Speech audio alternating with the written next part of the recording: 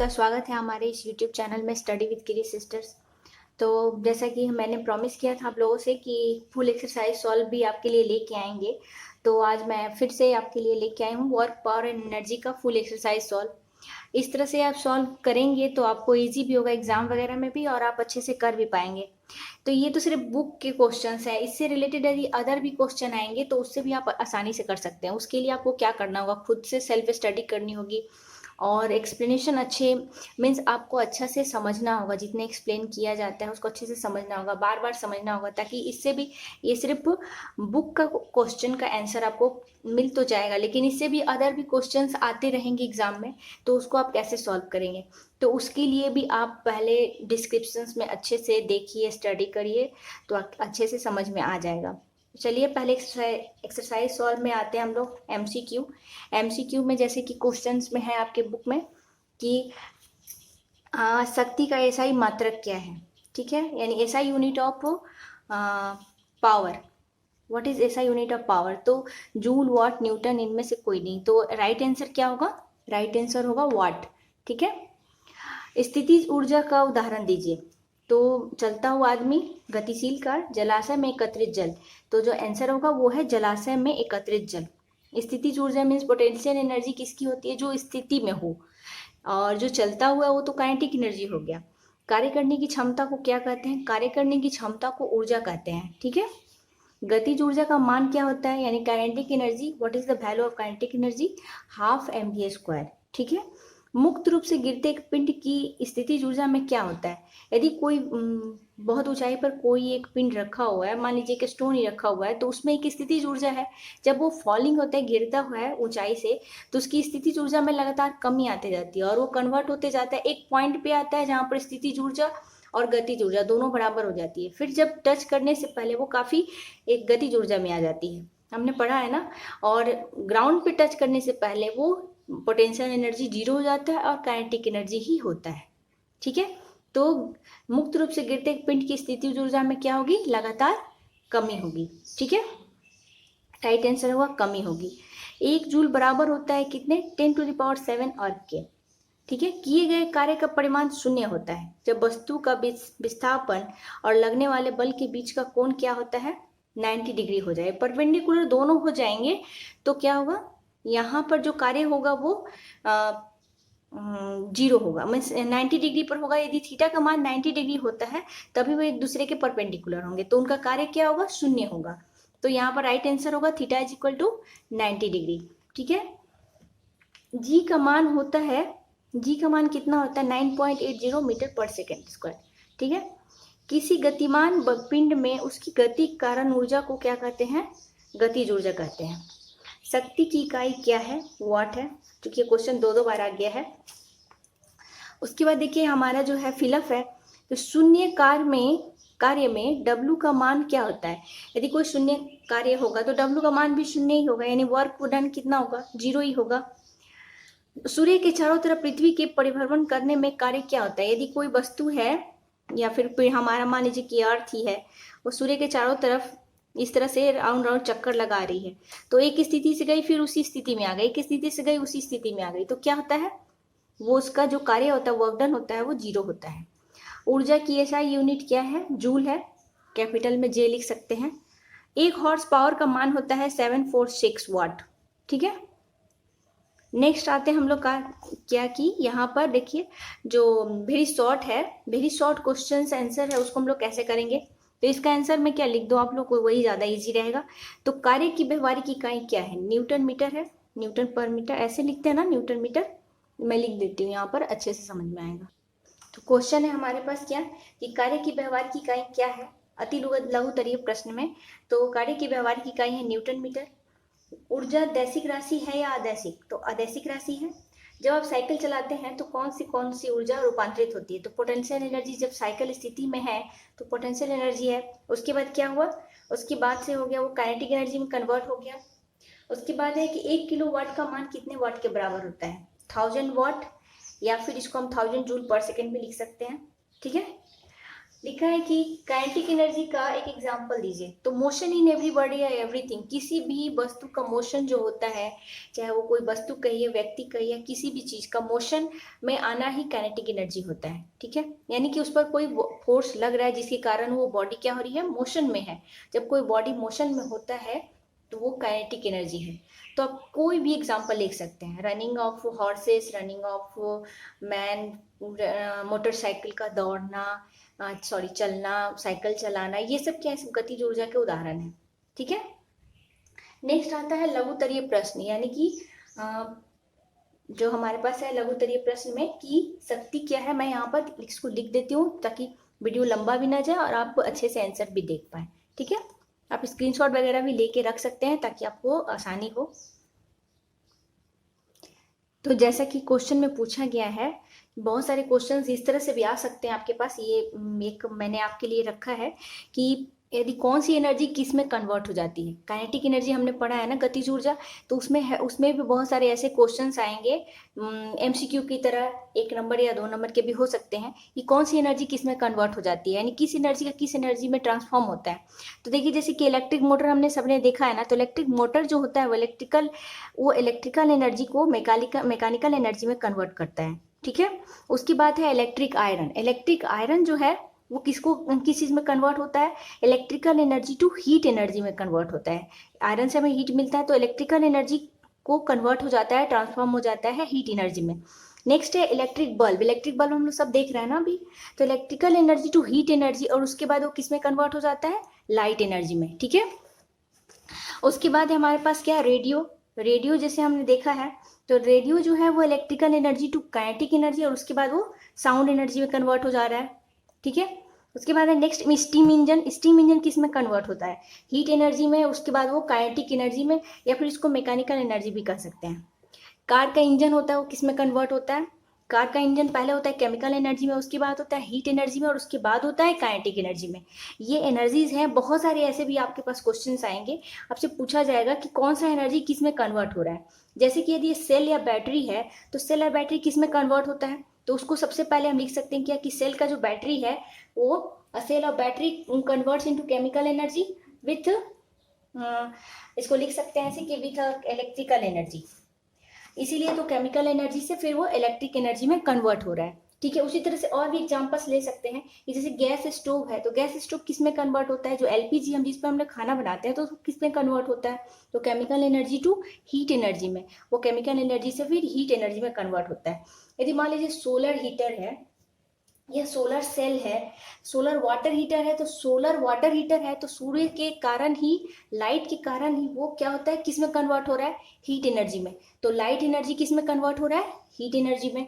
उसी तरह से सोलर सेल हुआ, तो सोलर सेल का लाइट एनर्जी में कन्वर्ट हो रहा है किसमें, इलेक्ट्रिकल एनर्जी में। ये सब कन्वर्जन मीन्स क्या, कि ट्रांसफॉर्मेशन भी कह सकते हैं। ये ट्रांसफॉर्मेशन है, इस एनर्जी का इस एनर्जी में ट्रांसफॉर्म होना। इस तरह के एमसीक्यू वगैरह में भी आपको 1 नंबर के भी क्वेश्चंस आ सकते हैं, जिसका आंसर आप इस तरह से भी लिख सकते हैं। और थोड़ी सी स्टडी करेंगे और भी आपको बहुत कुछ मिल जाएगा। ठीक है, नेक्स्ट टॉपिक है हमारे पास वही, जैसे मैंने अभी बताया आपको, लघुतरीय प्रश्न, उसका हम लोग सॉल्व करते हैं। जो हमारा को जो क्वेश्चन है फर्स्ट वाला कि व्हाट इज पावर, पावर क्या है, पावर को क्या कैसे कर सकते हैं। तो मैंने लिखा है कि power is defined as the rate of doing work. Rate of doing work को ही हम लोग शक्ति कहते हैं, यानी कि जब जो काम करने की, इसको आप ऐसे भी लिख सकते हैं, कार्य करने की दर या ऊर्जा रूपांतरण की दर को शक्ति कहा जाता है। हिंदी में ऐसे भी लिख सकते हैं। क्योंकि हमारे पास 2 मीडियम के भी रिक्वेस्ट आ रहे हैं कि मैम आप हिंदी में भी लिखिए या फिर इंग्लिश में भी पढ़ाइए, तो आप प्लीज़ थोड़ा सा एडजस्ट करिए एक दूसरे को।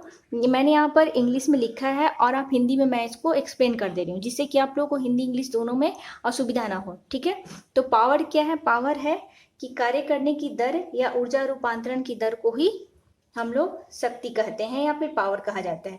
या फिर इंग्लिश में ऐसे भी लिख सकते हैं कि power is defined as the rate of doing work. ठीक है, नेक्स्ट क्वेश्चन है क्या, कि काइनेटिक एनर्जी या गतिज ऊर्जा। देखिए नेक्स्ट क्वेश्चन है हमारे पास कि किसी वस्तु की गतिज ऊर्जा क्या होती है। तो the energy of a body due to its motion is kinetic energy. किसी वस्तु में जो ऊर्जा किसके कारण आ रही है, मोशन के कारण आ रही है, तो उसी को ही गतिज ऊर्जा कहा जा सकता है। ठीक है, या हिंदी में लिख सकते हैं क्या कि किसी वस्तु में उसकी गति के कारण उत्पन्न ऊर्जा को ही गतिज ऊर्जा कह सकते हैं। ठीक है, मैं फिर से एक बार रिपीट कर दी हूँ, किसी वस्तु में उसकी गति के कारण उत्पन्न ऊर्जा को गतिज ऊर्जा कहते हैं। ठीक है, the energy of a body due to its motion is called kinetic energy. ठीक है, नेक्स्ट क्वेश्चन है क्या है कि आप एक हाथ में भारी सूटकेस लेकर टहल रहे हैं, तो क्या यह कार्य है? कारण दीजिए। तो carrying a suitcase is strictly horizontal does not work in respect to gravity. Gravity के रिस्पेक्ट में कोई वर्क नहीं हो रहा है, तो यहाँ पर यदि हॉरिजॉन्टल लेके चल रहे हैं हम लोग तो वहाँ पर क्या होगा, कोई वर्क नहीं होगा।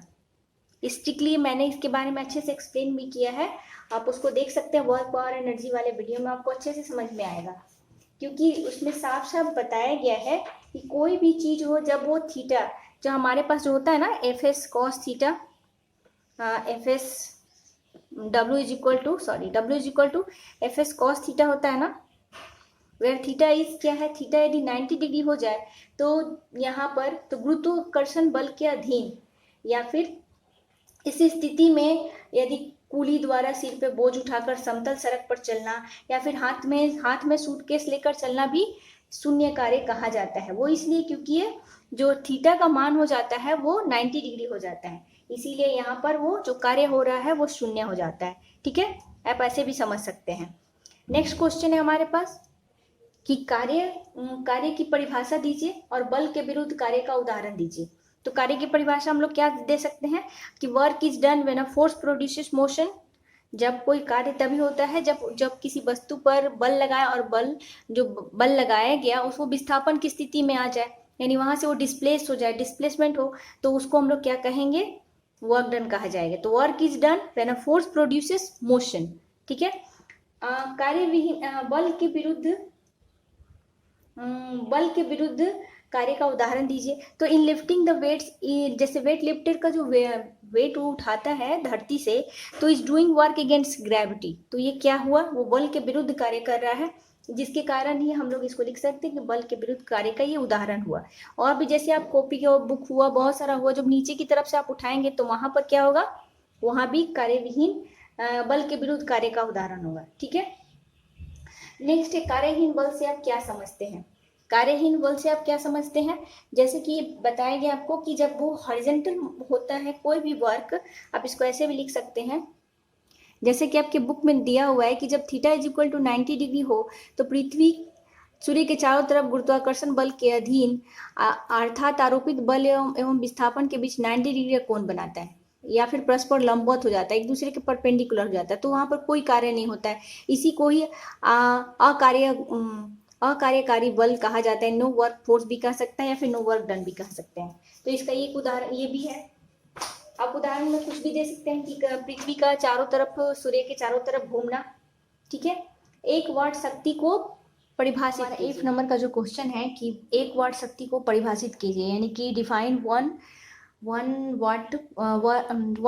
वाट पावर को डिफाइन कीजिए। तो कैसे हम लोग 1 वाट पावर को डिफाइन करेंगे, तो हम लिख सकते हैं इसको कि 1 watt power is defined as the power produced when 1 joule of work is done in 1 second. एक सेकेंड में जितना वर्क डन, एक सेकेंड में जितना वर्क किया जाएगा, 1 joule, when 1 joule of work is done, 1 joule work करने के लिए 1 सेकेंड में जितना पावर की जरूरत पड़ती है वही 1 वाट पावर है। ठीक है, नेक्स्ट क्वेश्चन है कि ऊर्जा की अविनाशिता का नियम क्या है। तो ऊर्जा की अविनाशिता का नियम यही है कि एनर्जी का नाइदर बी क्रिएटेड और नॉर बी डिस्ट्रॉयड।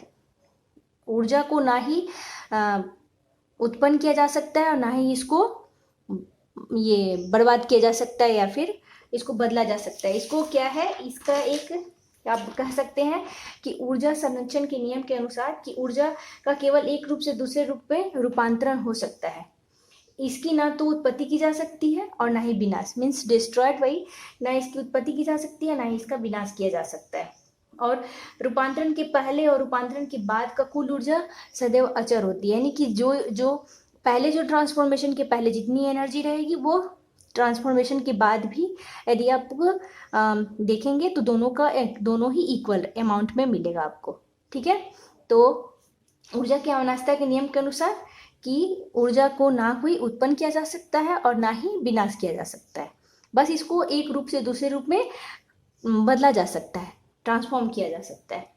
नेक्स्ट हमारे पर, मैं तो दीर्घ प्रश्न और उसके आंसर नहीं करवा रही हूँ क्योंकि हमारे यहाँ पर बोर्ड पे लिखना पॉसिबल नहीं है। फिर भी आपको कुछ प्रॉब्लम होता है तो आप मुझे पूछ सकते हैं, कोई प्रॉब्लम नहीं है, ठीक है। तो अभी हम लोग आएंगे न्यूमेरिकल में। न्यूमेरिकल फॉर्म जैसे F नंबर का है संख्यात्मक प्रश्न, उसको कैसे सॉल्व करते हैं तो वो देख लेते हैं कि न्यूमेरिकल कैसे हम लोग बनाएंगे। यहाँ पर हमारा है F नंबर न्यूमेरिकल, ठीक है। क्वेश्चन मैं यहाँ पे पढ़ दे रही हूँ, आप लोग यहाँ क्वेश्चन पढ़ के मैं यहाँ पर आंसर आप लोगों को बता दे रही हूँ। सबसे पहले क्वेश्चन है हमारे पास क्या, कि यदि किसी कार्य का द्रव्यमान 1500 kg है और तो उसके वेग को 30 किलोमीटर प्रति घंटे की स्पीड से 60 किलोमीटर प्रति घंटे की स्पीड तक 5 सेकेंड में बढ़ाने में कितना बल लगाना पड़ेगा। हमें फोर्स फाइंड आउट करना है, ठीक है। फोर्स को फाइंड आउट करना है। हमारे पास क्या क्या है, हमें मास दिया है, मास इज इक्वल टू दे दिया है 1500 kg, ठीक है।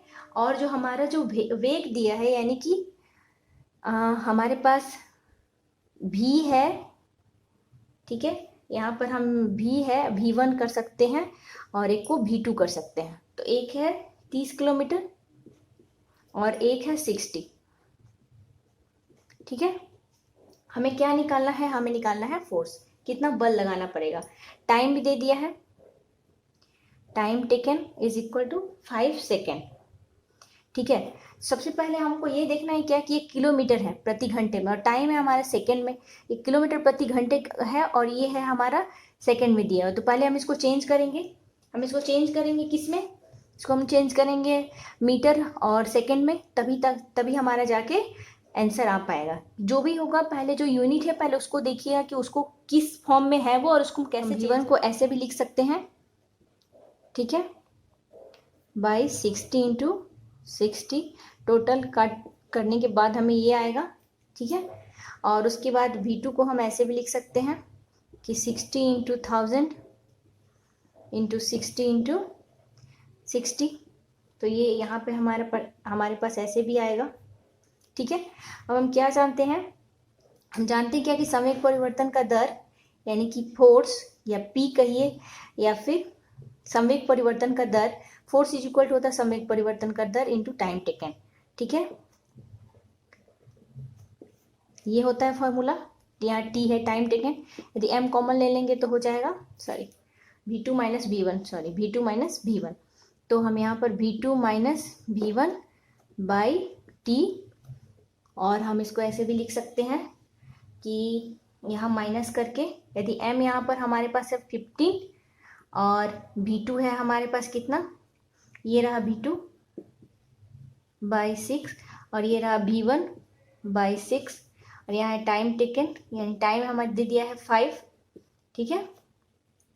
तो हमारे पास टोटल कैलकुलेशन करने के बाद हमारे पास आ रहा है 1500, जो इसका यूनिट होगा वो है न्यूटन, फोर्स का यूनिट न्यूटन। ये हमें इस फॉर्मूले से हम इसको निकालेंगे, ठीक है, कि संवेग परिवर्तन का दर डिवाइड बाय टाइम टेकन, इससे हम निकालेंगे फोर्स को। हमारे पास दो वेलोसिटी दिया हो गया था तो इससे हम इस तरह से फॉर्मूले से निकालेंगे। इससे भी यदि क्वेश्चंस में आते हैं कि कितना बल लगेगा, कितना फोर्स चाहिए उसको रोकने के लिए, तभी भी हम इसी फॉर्मूले से इसको डिराइव करेंगे, ठीक है। नेक्स्ट क्वेश्चन है हमारे पास कि किसी वस्तु पर 7 न्यूटन का बल लगता है। मान लीजिए कि बल की दिशा के विस्थापन में 8 मीटर है, तो विस्थापन के समय लगातार वस्तु पर बल लगता रहता है। यदि मान लीजिए ऐसा है कि, तो इस स्थिति में किया गया कार्य कितना होगा, ठीक है। तो उसको हम लोग ऐसे निकाल सकते हैं, ये है 2 नंबर का। यहाँ पर हमारे पास जो क्या क्या दिया है पहले हम वो देख लेते हैं। हमारे पास दिया है फोर्स यानी कि F इज इक्वल टू है 7 न्यूटन, ठीक है। और क्या दिया है, यहाँ पर हमें दिया है विस्थापन की दिशा यानी कि दे दिया है S, ठीक है। S इज इक्वल टू दे दिया है हमारे पास 8 मीटर। तो हमें क्या निकालना है, हमें निकालना है W। तो W इक्वल्स टू होता है F इंटू S, ठीक है। तो F है हमारे पास कितना 7, S है हमारे पास 8 यानी कि हो गया 56 जूल, या न्यूटन मीटर, न्यूटन मीटर या इसको जूल, जूल भी कह सकते हैं। ठीक है, इस फॉर्मूले से हम इसको आराम से निकाल लेंगे। W इज इक्वल टू होता है ना फोर्स इंटू डिस्प्लेसमेंट, हमारे पास फोर्स भी है डिस्प्लेसमेंट भी है, तो हम इसको आराम से निकाल सकते हैं। ठीक है, नेक्स्ट क्वेश्चन है हमारे पास, वो देखते हैं। नेक्स्ट क्वेश्चन है जैसे आपके बुक में दिया हुआ है, यहाँ पर देखिए, यहाँ पर दिख रहा होगा आपको कि 5 मीटर प्रति सेकंड के वेग से गतिशील किसी m द्रव्यमान की वस्तु की गतिज ऊर्जा 25 जूल है। ठीक है, यदि उसके वेग को दुगुना कर दिया जाए तो इसकी गतिज ऊर्जा कितनी होगी, यदि इसके वेग को 3 गुना बढ़ा दिया जाए तो इसकी गतिज ऊर्जा कितनी हो जाएगी। तो दुगुना करते हैं, पहले हमें m नहीं मिला है तो पहले हम m को फाइंड आउट करेंगे।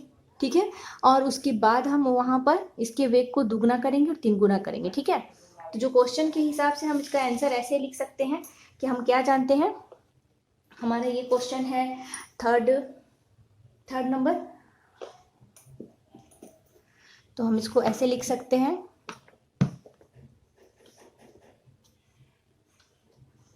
कि काइनेटिक एनर्जी हम क्या जानते हैं कि we know that kinetic energy is equal to half mv², जानते हैं हम लोग। तो यहाँ पर हमारे पास जो है, यहाँ पर काइनेटिक एनर्जी दिया हुआ है, kinetic energy is equal to 25J है जूल। ठीक है, उसके बाद हमें m निकालना है, v दिया हुआ है 5, v इज इक्वल टू 5 दिया हुआ है 5 मीटर पर सेकेंड। ठीक है, और हमें निकालना है m, तो हम पहले इस फॉर्मूले से निकाल लेते हैं कि 25 इंटू हमें काइनेटिक एनर्जी दिया गया है और m निकालना है इंटू v², यहाँ हाफ सॉरी यहाँ हाफ नहीं लिखा, हाफ mv², v 5 दिया हुआ है, तो टोटल कैलकुलेट करके हमारे पास आएगा 2 kg। ठीक है, और उसके बाद हम निकालेंगे, यहाँ पर हमारे पास 2 kg आ गया है, m निकल गया, m is equal to 2 kg आ गया। तो हम बता रहा है, हमें क्वेश्चन पूछ रहा है कि यदि वेलोसिटी को दुगुना कर दिया जाए, फिर से हम फर्स्ट वाले कंडीशन पे जाते हैं। फिर से मान लीजिए फर्स्ट कंडीशन है हमारे पास, फर्स्ट कंडीशन में हम kinetic energy is equal to half m into v², half m हो गया हमारे पास 2, वेलोसिटी को दुगुना कर दिया जाए यानी कि 5 इंटू 2, तो हमें मिल जाएगा कितना, ये 10, हमें मिल जाएगा 100 जूल। तो काइनेटिक एनर्जी कितना हुआ हमारे पास 100 जूल, वेलोसिटी को दुगुना कर दिया जाए। उसी तरह से यदि पूछ रहा है सेकंड कंडीशन में कि वेलोसिटी को 3 गुना कर दिया जाए, देखिए वेलोसिटी को 3 गुना यहाँ पर हम करते हैं, हाफ इंटू m है हमारे पास 2, वेलोसिटी को 3 गुना करते हैं तो हमें मिल रहा है इतना। अब ये और ये है 15 का स्क्वायर, तो हमें इतना करने पर हमें मिल रहा है 225 जूल। ठीक है, जबकि आंसर में हमारे पास है 2500 जूल यानी 2500 जूल है, जो कि यहाँ पर हमारा मुझे लगता है कि मिस प्रिंट हुआ है। आंसर यही आएगा, चूंकि दुगुना करने पर हमारे पास ये आंसर आ रहा है तो 3 गुना करने पर भी यही आंसर आएगा। ठीक है, नेक्स्ट क्वेश्चन है हमारे पास क्या कि 12 kg द्रव्यमान की कि एक वस्तु को धरती से एक निश्चित ऊंचाई पर स्थित है, यदि वस्तु की स्थितिज ऊर्जा 480 जूल है तो वस्तु की धरती के सापेक्ष ऊंचाई ज्ञात कीजिए और जी का मान दिया हुआ है। ठीक है, तो हम लोग इसको निकालते हैं कैसे, यह हमारा 4 नंबर का है। हमारे पास पहले हम क्या क्या है वो देख लेते हैं, क्योंकि हम लोग क्या जानते हैं कि total energy is equal to potential energy plus kinetic energy होता है। तो काइनेटिक एनर्जी किसी स्थिति में है तो जाहिर सी बात है पोटेंशियल एनर्जी होगा, पोटेंशियल एनर्जी होता है mgh, और ये है काइनेटिक एनर्जी, ये 0 है एक स्थिति पर है। तो यहाँ पर हमें पोटेंशियल एनर्जी दिया हुआ है, देखिए हमारे पास जो दिया हुआ है पोटेंशियल एनर्जी यानी कि PE इज इक्वल टू हम लिख सकते हैं mgh। तो हमारे पास पोटेंशियल एनर्जी है 480 जूल, ठीक है।